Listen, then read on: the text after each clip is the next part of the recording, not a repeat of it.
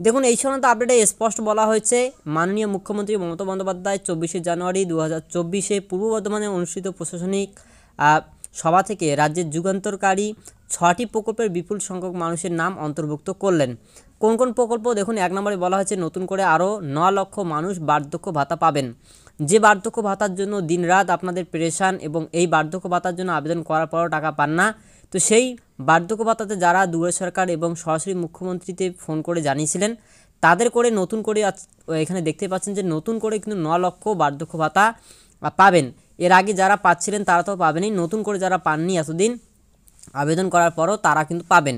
তারপরে দ্বিতীয় নম্বরে বলা হচ্ছে লক্ষ্মীর ভাণ্ডার প্রকল্পে নতুন করে আরও ১৩ লক্ষ মহিলা সংযুক্ত হলেন, অর্থাৎ নতুন মহিলারাও কিন্তু লক্ষ্মীর ভাণ্ডার টাকা পাবেন যারা এতদিন পাচ্ছিলেন না। এরপরে বলা হচ্ছে নতুন করে আরও প্রায় ১,০৪,০০০ মহিলা বিধবা ভাতা পাবেন, অর্থাৎ বিধবা ভাতাও কিন্তু যারা যারা পাচ্ছিলেন না নতুন করে আবেদন করেছেন দুয়ারে সরকার ক্যাম্প বা সরাসরি মুখ্যমন্ত্রীতে তারাও কিন্তু পাবেন। এরপরেই বলা হচ্ছে নতুন করে আরও প্রায় ৭,০০০ মানুষ মানবিক ভাতা পাবেন, যারা মানবিক ভাতা পান যারা নতুন করে আবেদন করেছেন তারাও কিন্তু নতুন করে পাবেন। এরপরে কন্যাশ্রী প্রকল্পে নতুন করে আরও ১০.৫ লক্ষ কন্যাশ্রী সংযুক্ত হলেন, অর্থাৎ কন্যাশ্রী মহিলারা কিন্তু টাকা পাবেন।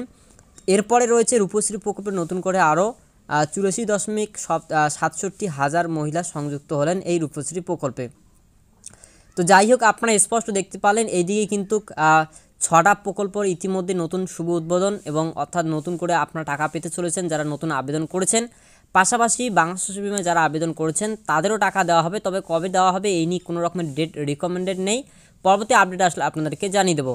তো যাই হোক এই 6টি প্রকল্পের টাকা আপনারা আগামী ১ ফেব্রুয়ারি থেকেই পেতে চলেছেন। ভিডিও ভালো লাগলে লাইক করুন, এই ধরনের আপডেটগুলি পাওয়ার জন্য চ্যানেল এবং পেজটিকে ফলো এবং সাবস্ক্রাইব করে রাখুন পরবর্তী নেক্সট আপডেট পাওয়ার জন্য।